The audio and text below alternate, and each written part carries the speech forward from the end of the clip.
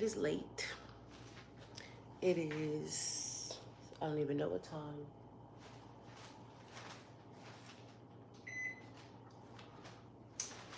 It is like 2 o'clock in the morning. Um, and I had committed to doing Vlogmas this year. And I am just struggling. I am just struggling. So, I decided that I'm going to try my best to just go live every day until I get it together. Honestly, I'm about to clean my kitchen at 2 o'clock in the morning um, because I absolutely have to. It's a mess from like Thanksgiving leftovers and all of that. But yeah, I have been struggling a lot, a lot.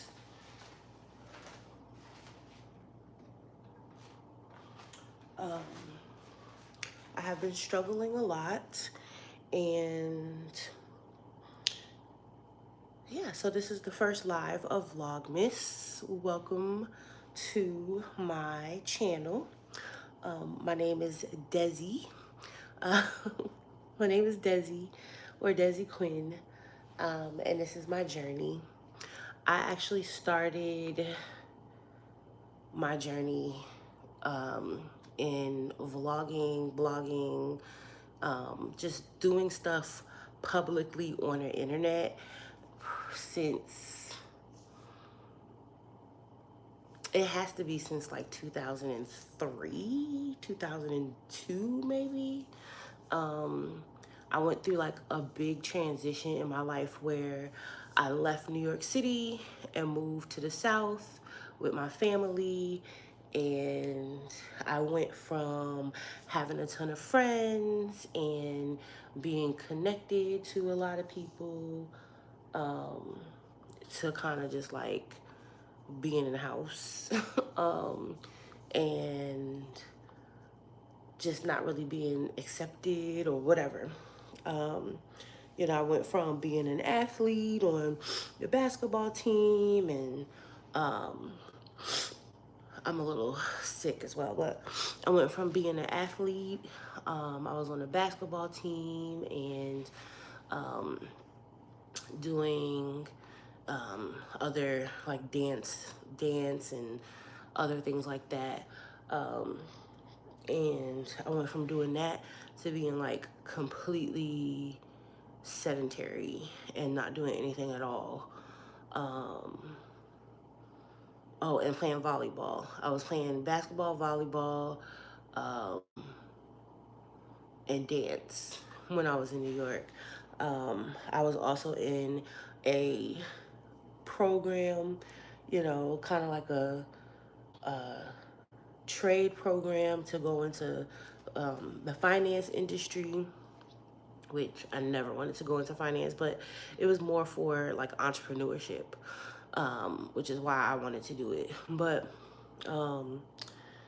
like I kind of felt like I had my life set and I was like active and around people and all of that. And then I moved down here in '02 after my mom had to experience 9/11.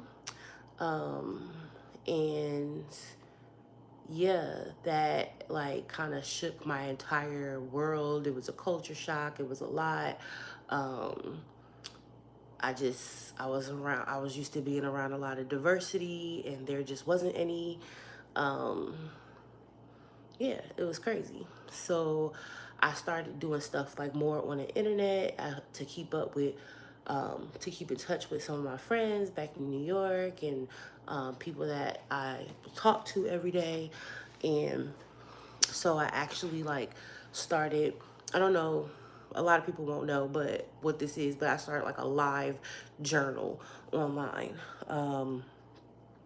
I won't tell you what platforms I'm on because I'm sure those journals are still alive, and they are very cringe and very teenage, moody, like, no, don't go look them up, please. I won't even tell you what my name was on those things, because we used like internet names back then instead of our real names and our real, like, it was, you don't put your real information on the internet. That's how it was back then.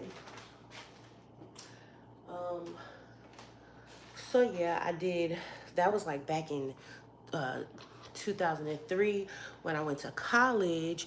I started, having a lot more friends and being out, and so I wasn't as consistent with it.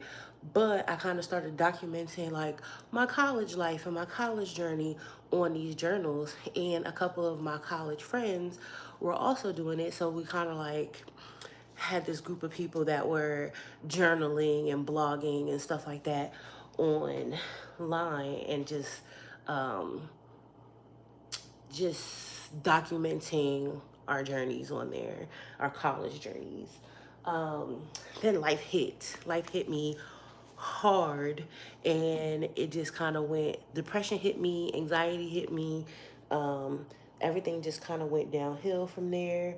um, I had extreme PTSD from 9/11 that was never treated, and yeah, so the depression sank in, the anxiety sank in. Um, I was in I was in the mountains now for college. So that was another culture shock. So one culture shock after the next. And it was just like, it was too much for my system. And I was constantly just trying to get back to New York by all means. That's like, in any way, shape, or form, I just wanted to get back to New York. So, um, I had wound up applying to and getting into Hofstra University. And, just as I was set to leave to Hofstra University and go back to New York and be forever in New York, I had a panic attack because I was like, what the, I'm gonna be like in New York City by myself. I don't know if I can do this. Um, and I decided to stay here in Charlotte, and um, I decided to stay here in Charlotte and go to Johnson C. Smith University, which was another culture shock because it was at HBCU. My brother actually went there before I did. My late brother, who passed away, he actually went there before I did, so I was a little bit familiar with it.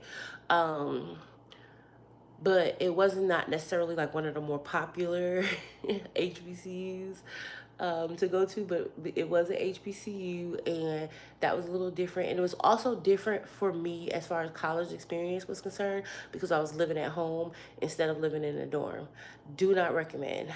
I always recommend, if you're going to college, university, go and live in the dorms. Even if you're still in the same city as your parents, go and live in the dorms, at least for the first, like, it doesn't even matter if you're like a freshman, sophomore, junior, senior, whatever it may be. Go live in the dorms at least for the first year that you're at that school, or the first 2 years that you're at that school, because you will be so disconnected from life in the university when you're living at home with your parents, when you're working a full-time job and going to school and blah blah blah. So yeah, I wound up getting pregnant with and having my first daughter while I was at that school. And I wound up graduating from that school with a biology major, pre-med. They had like actually just took away the pre-med program when, like, right before I graduated, but for all intents and purposes, I was doing pre-med and graduated with honors. Um,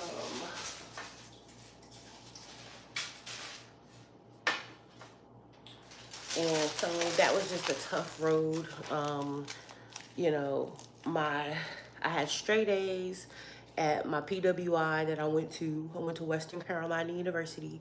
Um, I had straight A's there. Went to Johnson C. Smith, bombed. Like my grades were horrible. Um,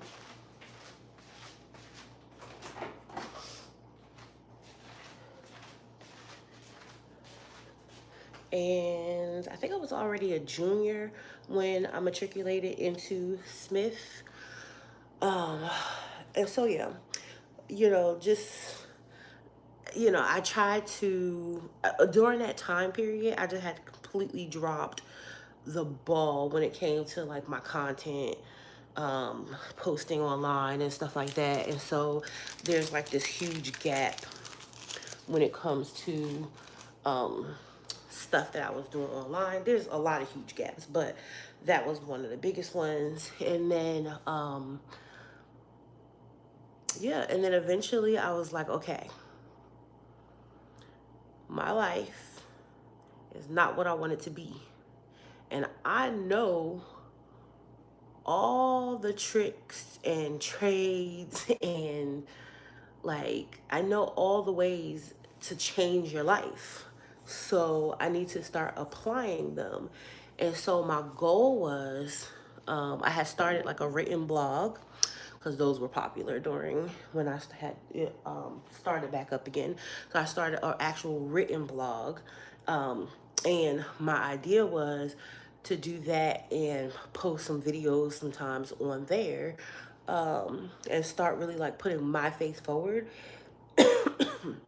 And so, they tell you when you're first starting a business or starting like a new venture, and you get the support from your friends, you get like your first 10 supporters from your friends and your family. Well, not so much with my friends and family.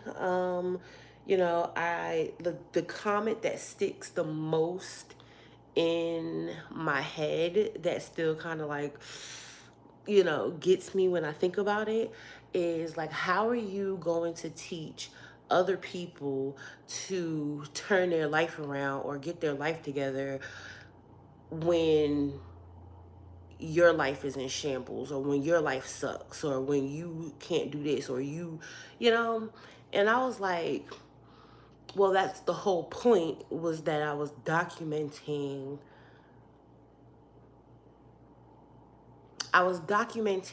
me applying the knowledge that I had and the education that I had to my own life to show other people that you can do this.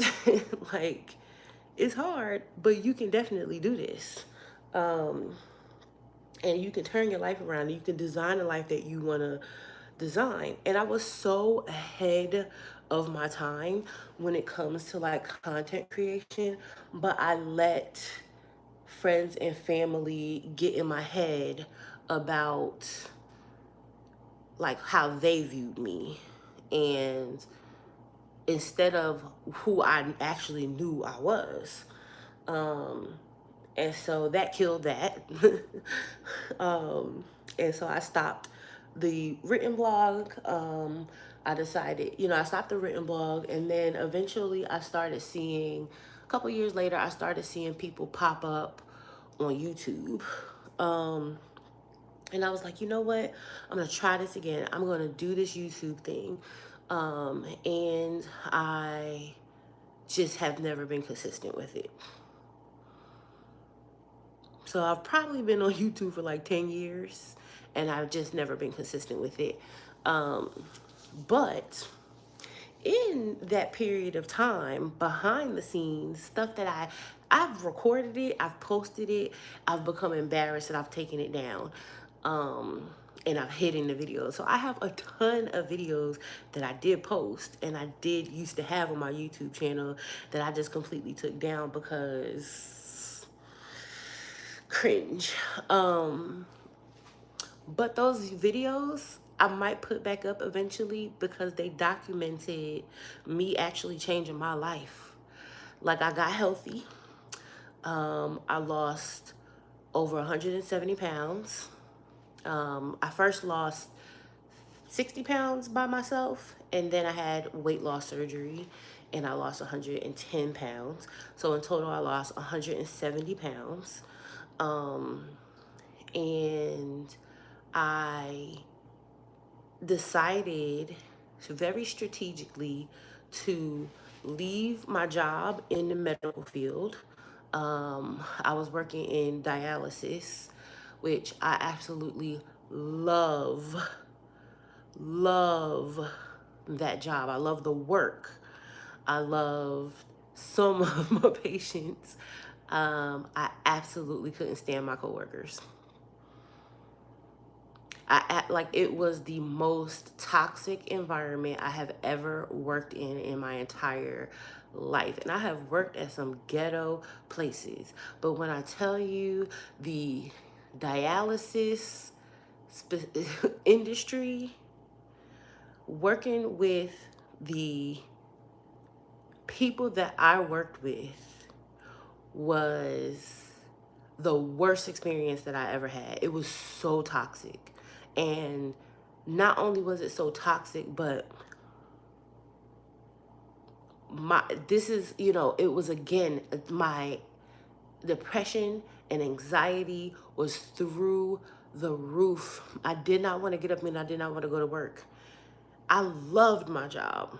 I loved what I did. I was super proud of how quickly I learned it, how well I was doing, as far as the work was concerned, but I could not get up out the bed and go to work. I cried every morning on my before I had to get up and get dressed. I cried on my way to work. I cried in the parking lot before it was time to go into work. I cried every morning.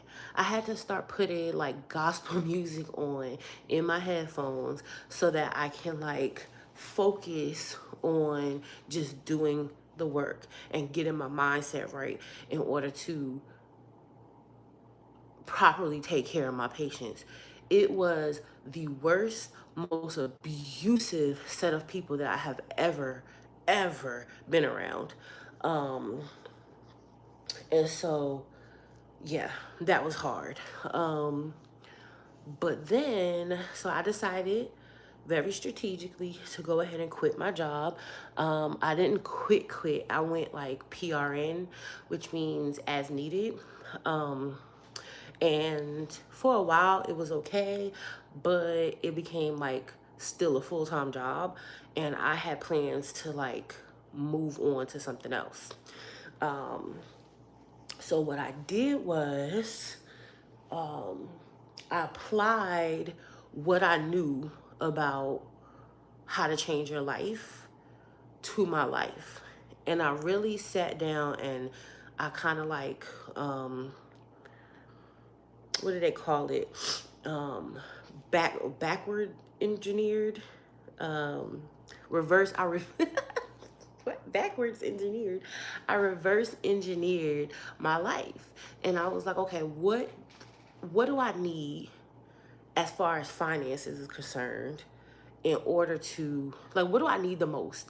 I needed my finances to be at a certain place at that time so that I can feel comfortable, so that I can take care of all of my daughter's needs and feel comfortable doing or feel comfortable just like living just comfortably, just being able to pay my bills without ever even thinking about it, having my bills on auto pay, not struggling to pay my bills every month. And being able to like successfully live on my own and not going back and forth to my parents' house or becoming homeless or all of that. So I strategically quit my job. And when I did that, I really just started to think about like, okay, what do I need to make to be comfortable? I landed on 6 figures. I said 5,000 a month, just to be like somewhat comfortable, but really I wanted to make 6 figures. And with after taxes and all of that, that's pretty much 5,000 a month. Um, so I was like, okay, so what skills do I have right now that can make me six figures? And I went through, because I was like, this medical industry stuff, you know, I was thinking about going into because I had, my dream was to go to medical school. And so I was like, okay, I can either go ahead and do the work to get to medical school, but I have a daughter, and that's going to be 4 years, and I'm going to be struggling because it's not going to be six figures for them 4 years. The first 2 years is going to be nothing. The next 2 years after that is going to be like damn near minimum wage. So it's going to be nothing. And making about the same thing that I was making working in the call centers as a sales agent and all of that. So I was like, that's not going to get me there quickly. So what's the next quickest thing? So I was thinking, okay, maybe I want to become a physician assistant. They make six figures, and their schooling is only 2 years. It's like a master's degree. So I was like, okay, well, maybe I will do like my physician assistant school. Um, and so I kind of looked into that, and um, the problem is, I just didn't have the funds to put myself through school.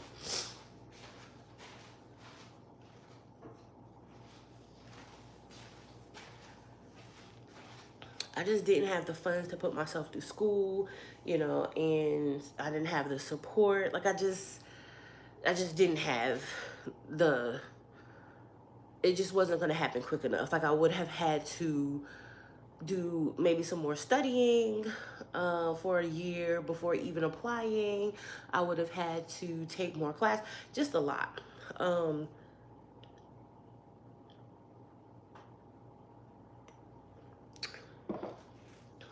And I also, at this point, because I was in such an abusive environment when I was in the medical industry, I was like, do I really want to be in this industry? Because if this is how nurses and techs treat other techs,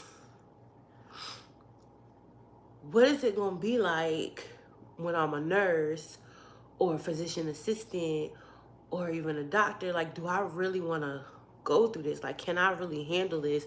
Because it's hard enough. Like, you have difficult patients, right? Who, may become a little abusive. But you understand where they're coming from because they're going through a lot. And really, like, everybody is going through something, but it's kind of like a given, like they're in the hospital or they're getting like life or death treatment or whatever. So you kind of understand. But to deal with that and to deal with your coworkers being just evil at the same time, I couldn't even fathom being a part of that. So I was like, okay, well, what else do I have? Well, I've been a software engineer, or I've known how to code since I was 12. And my grandmother, my granny, on my dad's side, she actually used to work with computers. My dad used to build computers from scratch. So we would go to like the computer store and build computers and whatnot from scratch. And so, I was like, well, I still was doing it to that day. You know, just like for fun. And taking a couple of clients and stuff like that on the side. But basically, I was doing it for fun, for a hobby. So I was like, I could just start my own freelance business, because that was also a big thing, like having a back in when I was trying to decide what I wanted to do. having like your own online business or being, you know, a mom at home with your online business, making all this money and whatnot. Um, and so I had decided, okay, I'm gonna start my own business, just building websites for people. And I really quickly found out that really like, um, oh, before I went to Smith, and was a pre-med major. I was a pre-med major at Western Carolina University, but my major was not biology. My major was, like I was in pre-med school, but my major was entrepreneurship.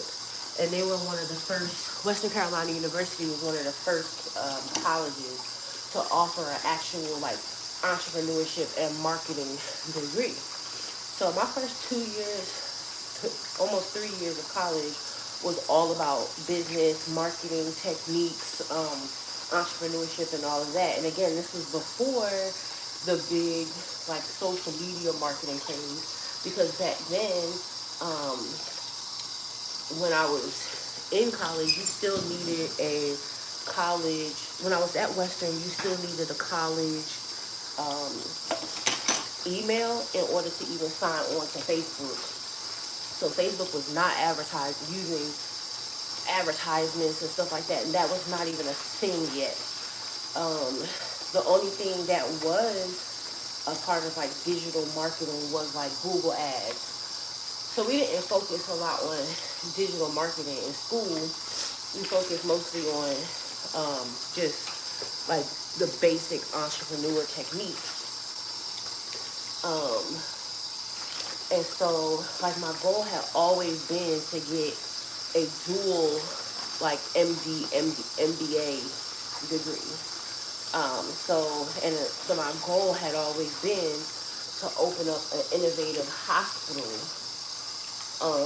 a physician-owned innovative hospital that didn't rely so heavily on insurance companies. So yeah. Um, but my nose. Hold on. Give me 1 second. As soon as you start doing something with your hands and you can't touch your face, your nose starts acting up. It starts itching, it starts running. I have a cold right now, so right now my nose is running, so I gotta blow my nose. So give me 1 second.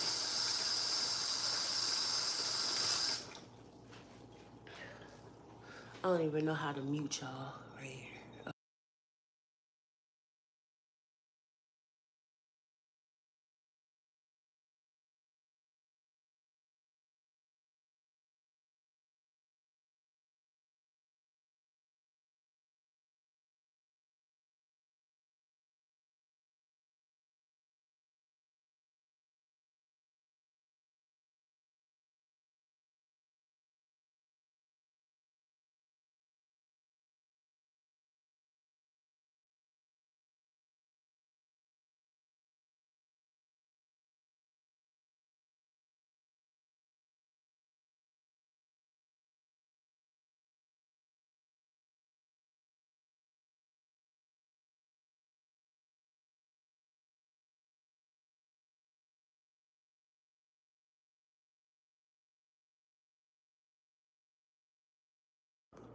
I am so sick. But anyways, um, so yeah, so I had like that background in, you know, building a business and formal education in marketing and entrepreneurship. So I was like, well, let me combine my passion for coding and web design. Oh, and when I was at Western Carolina University, I was actually one of the junior web designers for the university. So yeah, and I actually was the one that like I did all of like the side club websites, so that it matched the university's website. But um, yeah, it was fun. So I got to like, it's one of the reasons why I was so connected at Western, because I got to work with like the different clubs and the different centers and, you know, anything. Anyway, so that's what I, that's like why I decided, okay, I have all this background in web design, coding, um, entrepreneurship, marketing. Like it's the perfect set of skills to just go freelance and start my own business. So that's what I decided that I was going to do. I was going to go freelance and start my own business. Well, that didn't go so well because um, um, what was happening at the time? Oh, so my brother passed away. Um, a lot of stuff was happening. Like I was living with my parents. Me and my parents did not have, when I'm living with, me and my father did not have the best relationship. And when I'm living with my mom, it's the worst. Like we have the worst relationship when we're living together. So it was just constant arguing, constant, it wasn't a situation where I could get ahead. It was a very draining situation, and it wasn't something where I could like really focus on studying anything, putting anything together. The depression was just heavy in that period as well. Um, and it was just like, again, constantly being sick and just, yeah. So it didn't work out. But the main reason why it didn't work out is because I was not confident in my skill set. Because like I said, I had just been doing it like as a hobby, um, and for fun. And, yeah, I had a job doing it at Western, but that was also like under somebody's guidance. It was never, like I never just like went out and did it myself. And even when, with the business stuff, I never just went out and, you know, did my own business venture, which is one of the reasons why I didn't like the business program at Western at the time. I don't know if it's different now, so don't take this as a review. But at the time, I didn't like the business program at Western because it was too theoretical, and it was not um, like I feel like a business program. It depends on what type of business program. So like an MBA really kind of teaches you how to become a CEO and run other people's companies. It doesn't really teach you how to start a business from scratch, and get funding and all of that. But like a um, and not talking about the ones at Harvard and Princeton. I do believe they're a little bit different, but for the most part, that's what an MBA program is going to get you prepared for. That's why I chose the entrepreneurship and marketing program, because it was more. I thought it was going to be more like hands-on, and then I would be able to like come out and graduate with a business. And no, it just wasn't set up that way. It was still too theoretical for me. Um, and so, um, yeah, so this is my first time really trying to start, well, I've tried to start other businesses, but this is my first time like really taking it seriously, not being like a hobby, like trying to make it a full-time job, had life and a kid and all of that.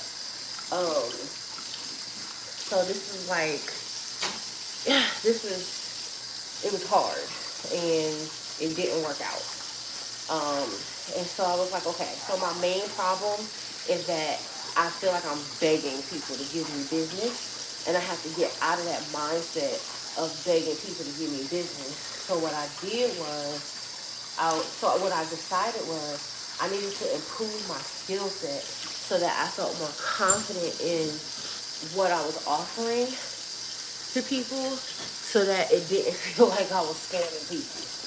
You know, I wasn't, but it when your skill set is not up there and you're not confident in yourself, it sure feels like you are. So, like I didn't feel like I deserved the money that I was asking for. So I was like, okay, well, let me get some more training. So I was going to try to, self-train, but again, not fast enough, not keeping me motivated, life in the way. So I found this program um, called Lambda School. It's called Lambda School at the time. I think now it's called Bloom Tech. And at the time, I don't know if they still do the same thing. It wasn't tuition free, but it was a boot camp. It was a software engineering boot camp. It wasn't tuition free, but it was like you didn't have to pay the tuition up front. You would go through the whole program, and they guaranteed that they would help you get a job afterwards as a software engineer. And then you could you would have to pay them back a percentage of your income after you got the job, if they were able to get you a job within the first 5 years.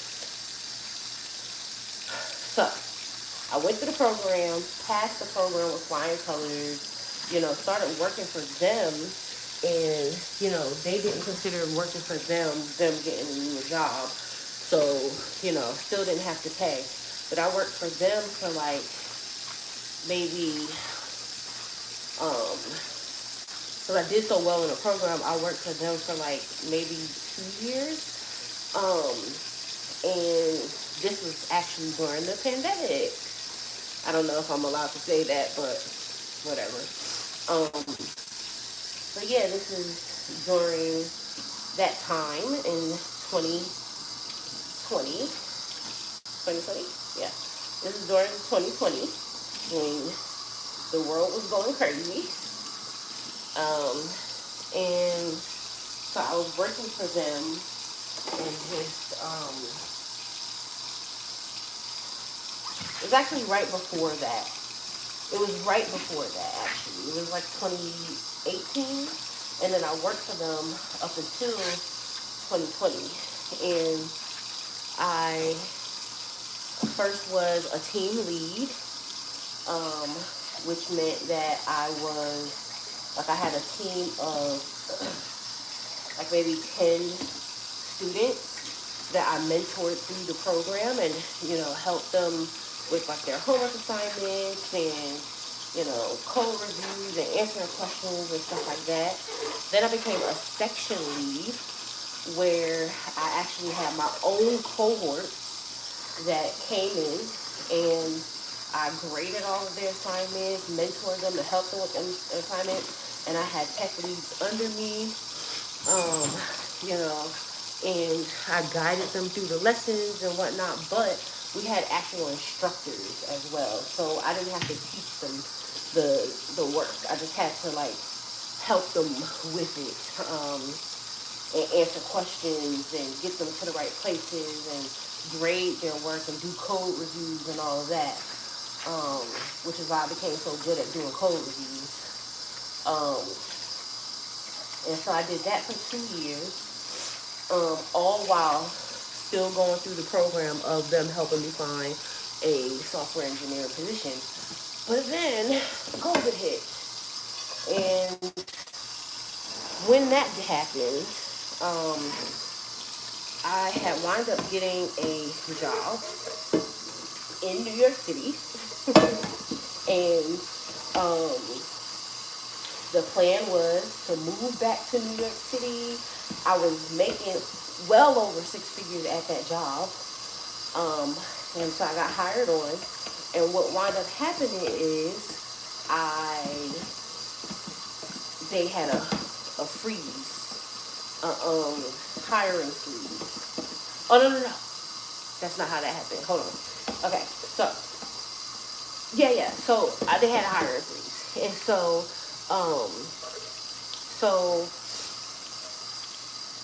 basically I wound up not having a job, and not being able to move back to New York yet again. Um, and I was terrified about going. I was like, but I'm making well over 6 figures. I'm gonna be okay. Well, then now that happened, of course, New York was ground zero for the whole situation. And so it was kind of like, do I even want to go? And then they wound up, rescinding their offer. And when that happened, I decided, okay, I need a job by any means necessary. I cannot continue to wait for um, this program to help me get a job. By now it's like 3 years past with no job. So I decided, so my sister-in-law, who went to college for software engineering, hold on.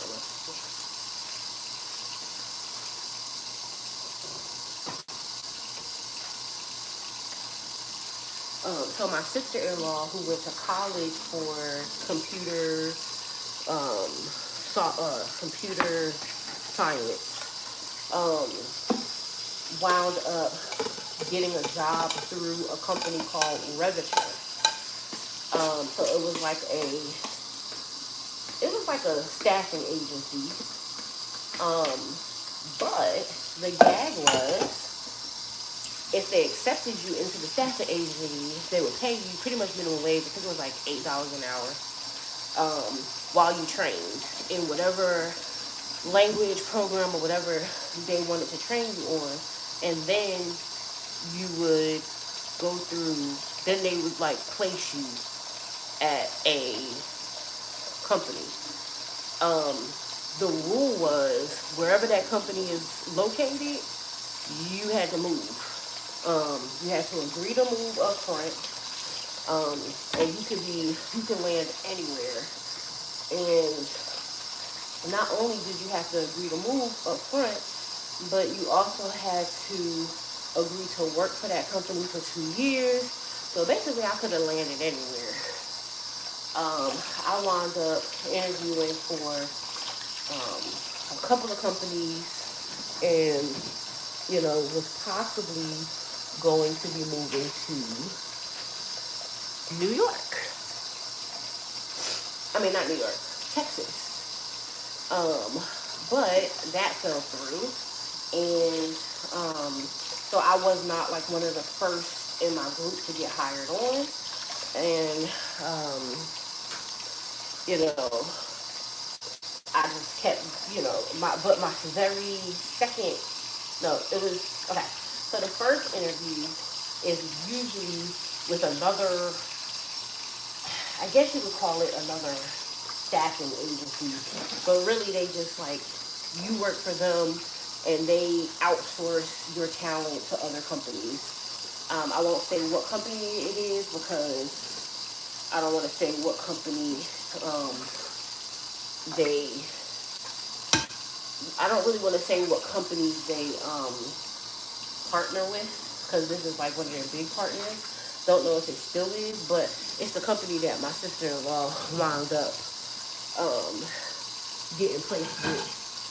And so I was like kind of sad that wasn't going to happen. And then my second interview, I landed it, and that second interview was with the company that I am still with to this day. But if you notice, I'm still in Charlotte.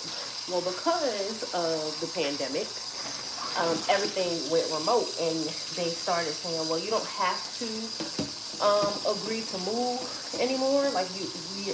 We're not going to move anybody because everybody's working remote, so you can stay where you are for now. But as soon as they start bringing everybody to the office, then you have to agree to move out there. Well, I wound up landing that job as a contractor with the company that I work for now. I'm not 100% sure if I want to say what company I work for now yet. I don't know. I gotta look into that. But it's a Fortune 500 insurance company. And so this insurance company that I work for now, I landed the job as a contractor through being trained in Salesforce as a Salesforce administrator. No, as a Salesforce developer. Um, Through Revitcher. And so I had to work for them for the contract says you had to work for them for 2 years, or if you leave before then you have to pay back uh, what they paid you and like whatever tuition, like whatever the training cost was. So it's kind of like you're gonna have to pay us tuition if you do this, and if you leave. And so a couple of things was good there for me. One, it took a couple of months for me to go through the training. And so that put me at like 4 years, where that put me at like 4 years after being at Bloom Tech or Lambda School, where I didn't have a full-time job as a software engineer. And then when I was contracted for 2 years. So that would have put me at 6 years by the time I actually got a full-time job. But they wound up hiring me after just 1 year contracted. Like they bought my contract out. And I became a full-time employee of the job I work at now. So, well, that was good because that was good for me because now I'm 5 years out, so I no longer owe the tuition to Lambda School, although I still do, eventually want to pay them something, but because they helped me get to where I am right now. But I don't have to pay like a percentage out of my paycheck because they didn't help me get a job. And so yeah, I don't know if they still do the whole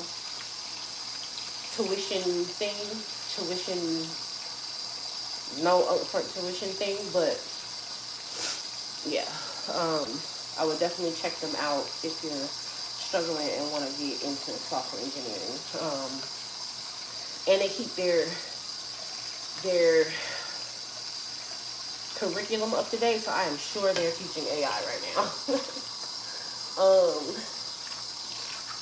So anyways, so I didn't have to pay them back, so that worked out good for me, However, that first year, my salary was, that first year as a contractor, my salary was like $40,000.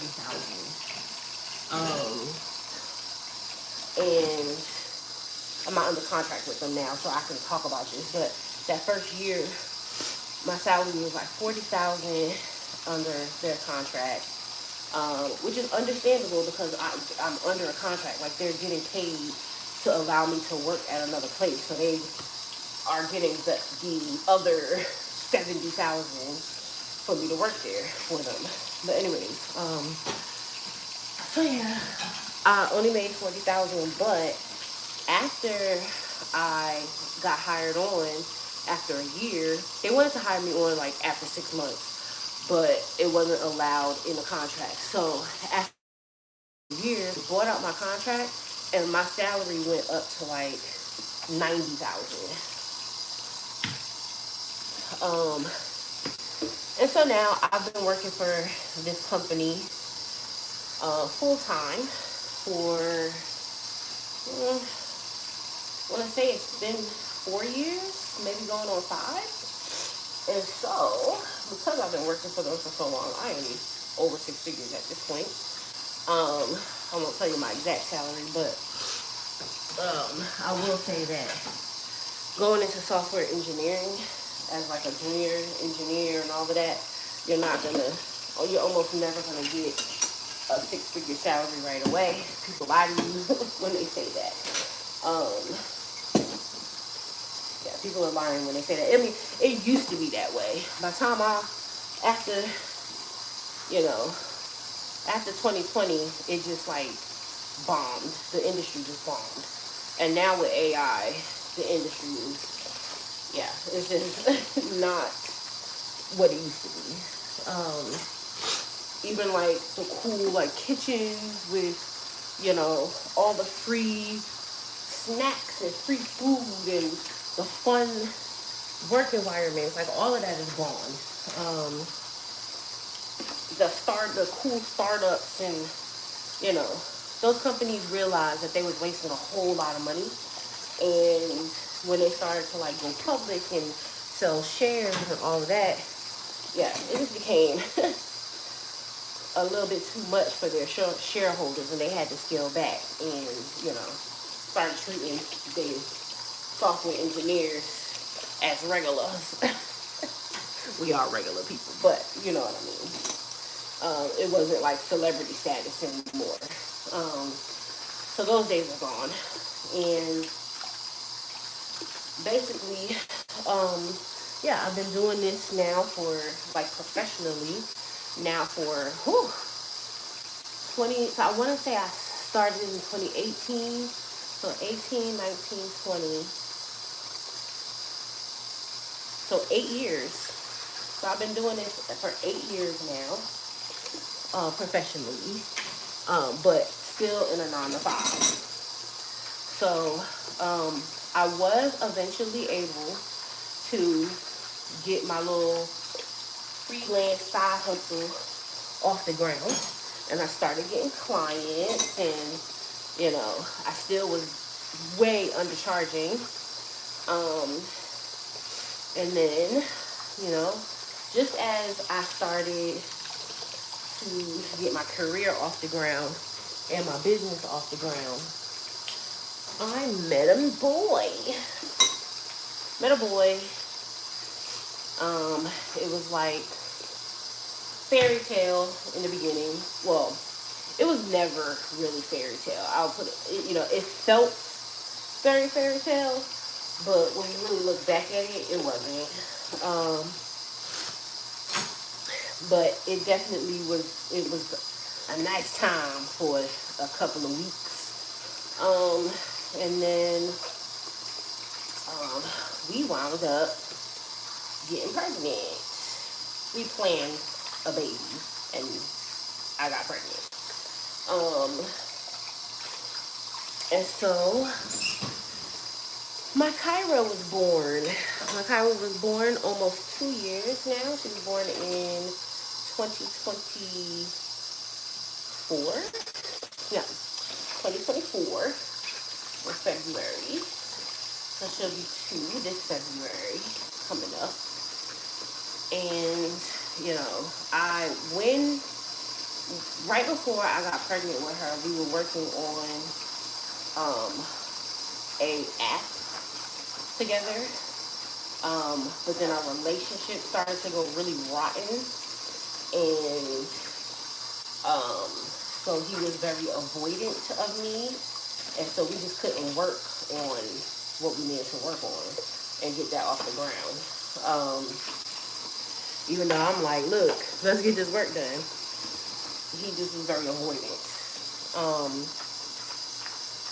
And so, yeah, when I found out I was pregnant with Kyra, I shut my client, my software engineering business down, my freelance business down, to help him with this app. So that was the first thing that I shut down. And then when I had Kyra, I really tried to, keep up with blogging and being consistent and stuff like that. But I had some postpartum, even before, I was just so depressed because our relationship was just so horrible. And so, yeah, I was just so depressed, and so I just stopped doing content as well.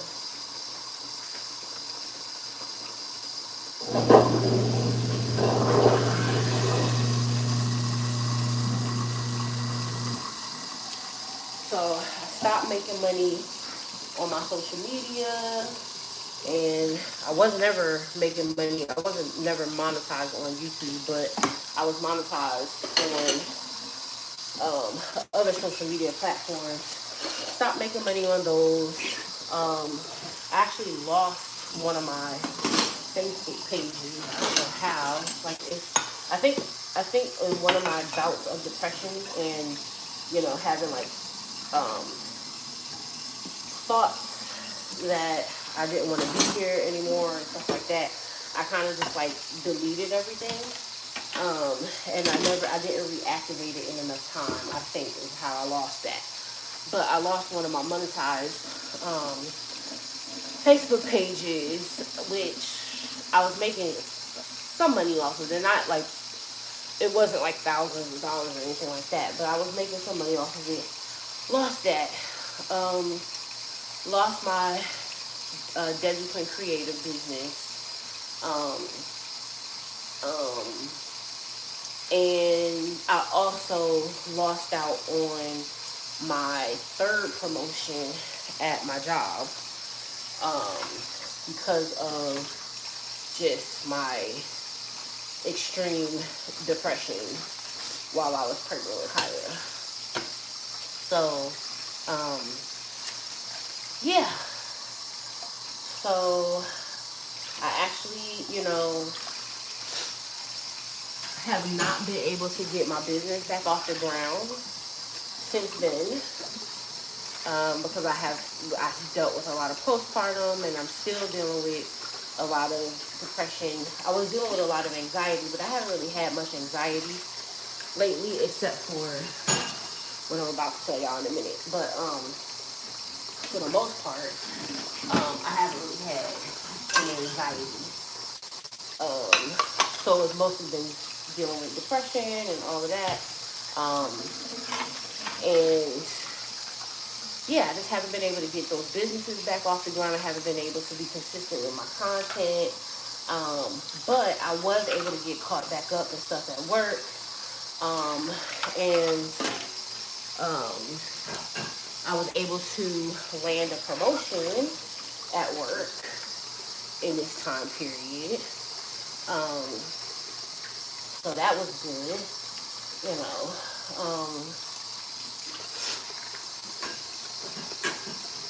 So yeah, I was able to land a promotion. Like just recently, I got this promotion, and things were starting to look up again.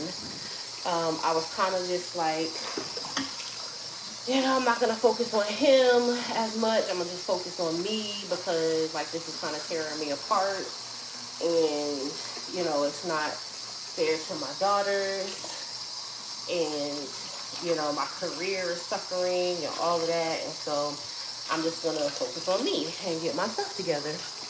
Um, and so that worked for a little while.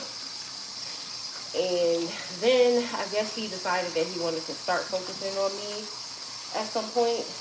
Um, at least that's what he kind of says. But I saw some improvements in our relationship after that. Um,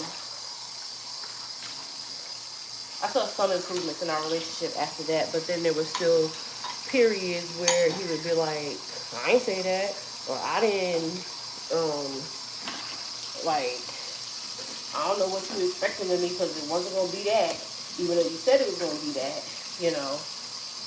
So I just kind of like started to become numb to my relationship and things that were being promised and things that were being said. I just started to become numb. Like, okay, whatever. Like, I'm gonna work and I'm gonna take care of the kids. So you do what you do, and I'll just live my life over here by myself alone. You know, and I do feel like that started to frustrate him a little bit, because I do feel like he was trying to hold on to me and keep me in a certain place. Um, but I was just like, okay, but that all depends on you. You make the move, you make the decisions, you do this, and until you do, I'm gonna continue working. um, and he never really fully, like he's still chasing other things. And so then, right after I got my promotion, um, and I'm like living my life, and I'm like, okay, yeah. I just, I took a trip to New York for a wedding in my family. Like I was just living. Found out I was pregnant again. So this one was definitely unplanned, but it was not prevented in any way, shape, or form. So you might as well say we planned it. But it was not. It wasn't planned, but it was not prevented.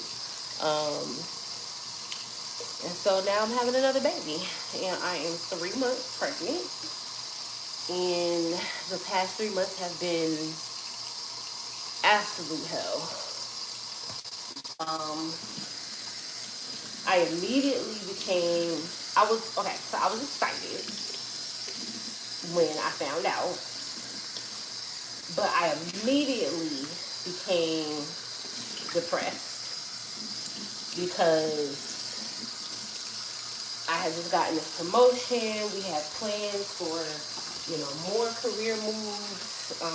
I had finally gotten my head to a space of, not focusing on him and just kind of like focusing on learning how to be by myself and, you know, um, again, because I had learned how to be, like I was so good by myself before I started dating him, and then it became like hard to be by myself after I started dating him, which is weird. I don't know why that is, but yeah. So I'm like, I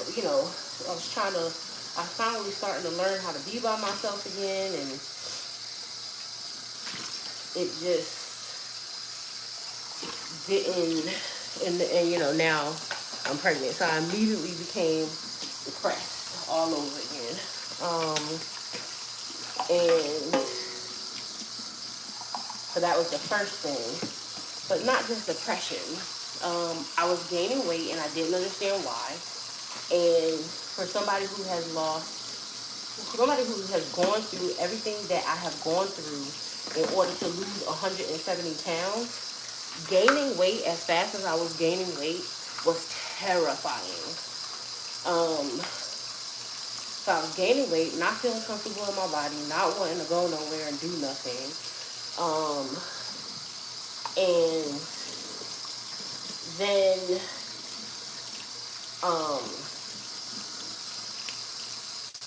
what's it called? Then I just was feeling so sick, so sick. And when I found out that I was pregnant, I was like, okay, so this is why I feel so bad. So let me like get on this treadmill, drink a whole lot more water, take my vitamins, like take care of myself, make this prenatal appointment, you know, get it together, because that's why you feel so bad, and it's okay. Well, I wound up right before my first prenatal appointment, my legs started to hurt so bad. And every time I'm pregnant, I get Charlie horses in my leg.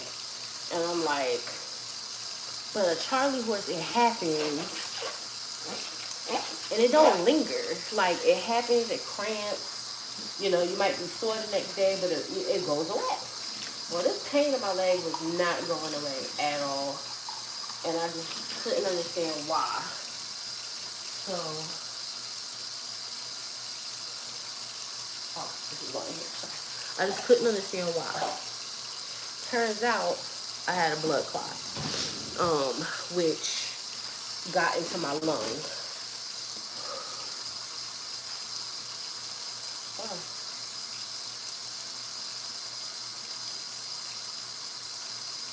Oh shoot. Did I take my... Yeah, I did. I took my evening medicine. Sorry.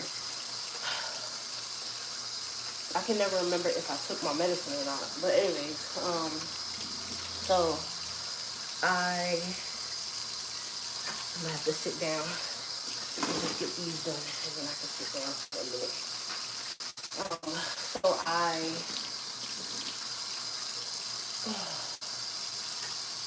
what was I saying? Oh, so I ended up in the hospital. I went to the ER. It was a couple of days that I was like avoiding going to the ER because I'm like, I have all this work to do, and you know, my boyfriend was begging for attention, and Maya had stuff that needed to be done, and just everybody has needed me for something, and so I just was in pain, just trying to get through what everybody needed me for. But eventually, you know, so my boyfriend, you know, he was shutting down his business in Atlanta and moving back to Charlotte. And so, no, I can't edit this, but yeah, I don't know if he wanted me to say that. So I'm going to try to be a little bit more private with his stuff. But, so he was going through a whole bunch of stuff. And so I needed to be there for him, you know, and then he was like really begging me for attention. So I just kind of like turned off caring about myself so that I can give him the attention that he needs, the kids the attention that they need, my job what they needed, and still trying to get these businesses back off the ground. I just like ignored the pain, kind of like what I'm doing right now. I just ignored the pain. And so eventually, you know, after I gave everybody what they wanted, I was like, okay, so now I'm going to go to the doctor because I'm in pain. And it turns out I had a blood clot that went up to my lung, and I was short of breath and all that. I thought, oh, it's just because I'm pregnant, you know? And so I'm short of breath now. That's all I'm like. Anyways, so I was like, oh, let me go to the doctor, you know. And I felt like I knew there was a blood clot. So I told them, I believe I have a blood clot in my leg. So they wound up diagnosing me with a blood clot and keeping me in the hospital for a couple of days, telling me that I have to take shots in my belly for blood thinners for the next 9 months while I'm pregnant, the whole time I'm pregnant. And, you know, taught me how to do that and then sent me home. You know, and then immediately when I got home, I had to be back on doing everything for everybody. And I have really been sick this entire time. I have had my daughter works around kids, and yeah, she works around kids. That's the most I'm gonna say. So my daughter works around kids, and so sometimes she comes home with a cold, you know, and so she keeps like transferring that cold over to us, and I keep disinfecting the house and stuff like that. And so, yeah, so I have these blood clots that, you know, takes a while for you to recover from, and I have these blood clots that take a while for you to recover from, and I constantly have a cold. My, you know, I wound up getting an infection as well, so I had to take antibiotics for that, which my system does not do well with antibiotics. So, yeah, I have just been sick all 3 months, and for most of that time, I have been in this house basically by myself, just trying to take care of these kids, everything that they need, and arguing with Maya because, you know, I don't really think she understands or believes how bad I feel. And just like, you know, just trying to suck it up and just do what I can do, you know. Um, I've also been spotting, and sometimes it's a little heavier than spotting. I have a subchorionic hemorrhage, and that means that there's like a separation between the placenta and my uterus, which is bleeding. So it's a subchorionic hemorrhage, and so, you know, that could be the reason why I'm spotting all the time. I just had an appointment with my doctor the day before Thanksgiving on Wednesday, and that appointment, the baby was fine, heart rate was at 145, but I have been extremely nervous, extremely depressed, extremely scared. Extremely scared that I may be going through a miscarriage, but I'm trying to hold on, you know. I'm trying not to just do too much and just rest. But unfortunately, all the resting that I've been doing, because I need to in order to save myself and my baby's life, is putting my job in jeopardy again, because I was put in charge of like this really important project. And you know, the deadline is like January, but I'm so behind. And so I feel like I'm letting my boss down. I feel like I know I'm letting my team down, because I haven't been working on any. Oh man, I still have stuff to clean. I know I'm letting my team down because I still haven't been working on any of the like JIRA tickets that are like team specific. I've just been working on this project. I also was a part of a AI initiative at work where they were teaching us like the ins and outs of AI, and I did not finish that on time either, so I'm behind on that. I can see the worry in my boss's voice. I did tell him that I was pregnant. He's the only one that knows right now, but I can sense the worry in his voice. I don't want him to look bad. And I know there's a lot of people looking on this project, like, because he really be having my back. But I know that there's a lot of people looking at this project like, if this works, then we're going to make her a team lead. And if this works, we're going to build this whole, like this team, you know, it's just so versatile and it's just going to be great for everybody. And everybody gets raises and blah, blah, blah. So it's a big deal. And I just feel so responsible for this project.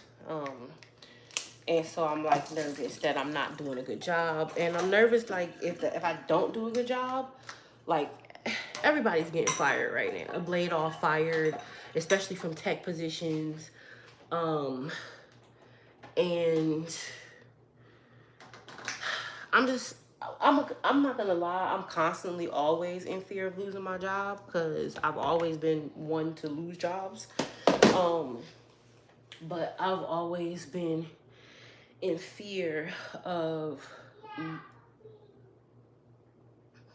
the baby's up. I'm being too loud.